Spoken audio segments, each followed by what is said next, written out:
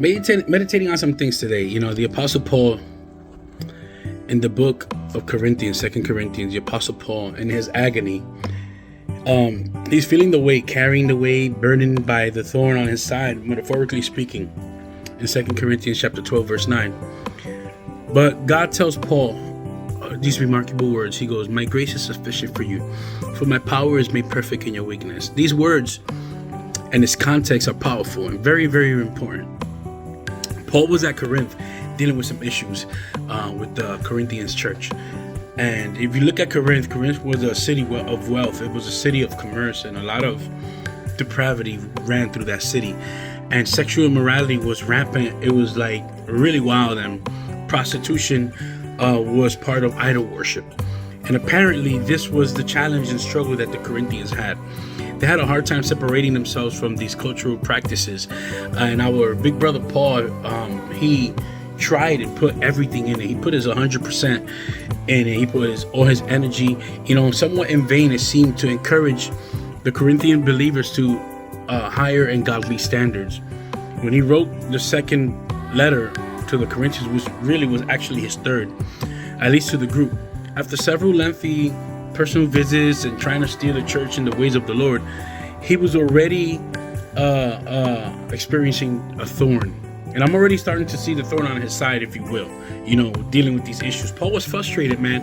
He was worn out, desperately wanting these believers to desire to be the church that they're supposed to be, called out of darkness into the marvelous light, called out of the world into laborers and workers for the kingdom, and disciples that make disciples that make disciples. In chapters 10 and 11, Paul felt the need to answer the question the Corinthians seemed to be asking themselves: why in the world should I listen to Paul? And Paul acknowledged their grumbling, reporting his awareness that some were saying that his letters were even weighty, his letters were forceful, but in person he was unimpressive in his speaking, and his speaking amounts to nothing. And the Corinthians were feeling very rebellious saying these things, and they weren't afraid to say it, or at least behind his back, because when Paul was around, they didn't say it. They did it when he wasn't around. They had a little cowardice in them. They suffered from what I like to call ITF, imaginary testicular fortitude. They didn't have the gonads to say it to his face. Nonetheless, still Paul did his best to respond calmly. But the question that I'm saying is, how much can a human take? It comes down to that. Whenever there's some issues, how much can a person take? He got tired and eventually decided that sarcasm and mockery was the way to go, and that he flipped it on them. And Paul was a little bit gangster. We could see in his writings that when he got fed up, but rightfully so.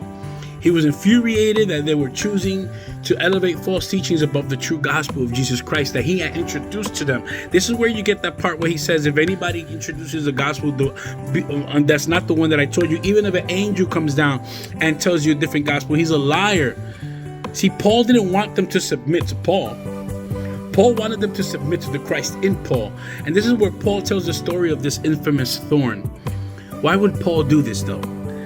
He did it to illustrate his human side and his frailty, to emphasize only the existence of an all-powerful God that could make the explanation understandable of how a man with such a restrictive condition could be so successful, like Paul. Paul recounts and tells us how he asked God to take away his thorn. About 3 times he asked God, take this thing from me. Kind of like a typo what happened with Jesus in Gethsemane, when Jesus was like, I'm not trying to die for these ingrates.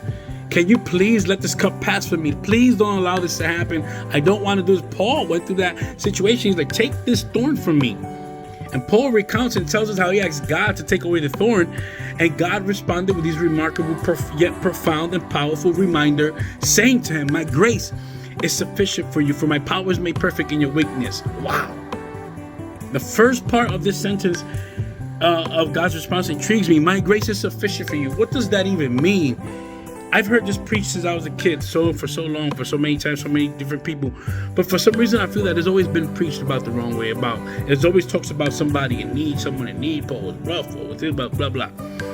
But we have to really nail it down, what's going on here.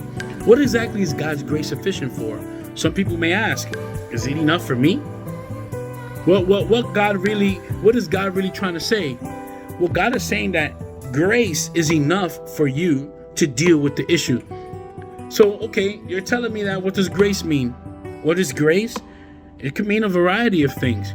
When God gives you grace, understand this, that when God gives you grace and tells you that it's sufficient for you, meaning that you don't need anything else, it's because in that grace comes favor, and that favor comes with approval, and with that favor and approval comes blessing, obviously an unmerited blessing, but nonetheless, God is telling you is enough. Meaning it's occurring in such a quantity as to fully meet whatever need that you have. What I'm saying is that God's favor and blessing will fully meet your need. Okay, Johnny. Our need for what? Is it covering some of my needs? Is it covering all my needs? Is it covering specific needs? Tell me, Johnny. Okay, I'll tell you. Hold on. Because before we go and transfer the idea to ourselves, we need to take a quick pause, get back to Paul for a second, and try on Paul's shoes to understand the original intent of the Lord in his address to this thorn. Paul has some needs, man. He has some stuff. He has some issues and he needed to deal with. And in the most immediate context, he had a thorn of some sort, causing him some agony. You that are going through a thorn on your side season, I want to talk to you. You that are going through a thorn on your side moment.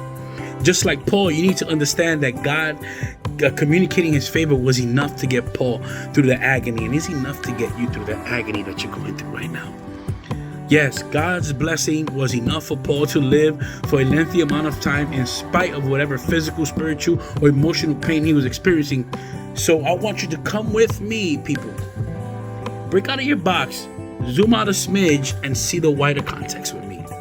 Paul was defending his credibility as an apostle ordained by Jesus himself to the Corinthians in the midst of their stupidity and stupid attitudes, doubting his authority to speak on God's behalf. God tells Paul, my approval is enough. The power behind Paul's ministry resided in God's approval and favor, not the approval of the Corinthians. Nothing else was needed for him to tarry with his calling and to tarry with his mission, even without the okay of his opposers. God's approval was enough for Paul to accomplish whatever he willed through Paul. Allow me to also add that the fatherly heart of God wanted to remind Paul that he loved Paul in spite of what was going on. He intended for Paul to feel confident of that love and to find his identity in that love, no matter what others were saying about him. But here it is. Let's get to the nitty-gritty now. I want to talk to someone who has a thorn on their side. This video is not for anyone that has everything together. It's not for those who don't go through problems. I want to talk to pastors. I want to talk to leaders. I want to talk to mothers and fathers. I want to talk to those who have a calling over their lives with a sanctioned mission from God. I want to talk to those persevering attacks from left to right, back to front, etc., etc. If you have a thorn, I want to talk to you. I want to tell you not to give up. I want to tell you don't give in. But I want to also tell you to press on. I'm exhorting you in the name of the Lord to press on, because you can do this. And as much as you want God to take the thorn off your side, I tell you what, he's not going to do it. And I know you probably don't want to hear this, but reality, his grace is sufficient. The way God approved of Paul, he will approve of you.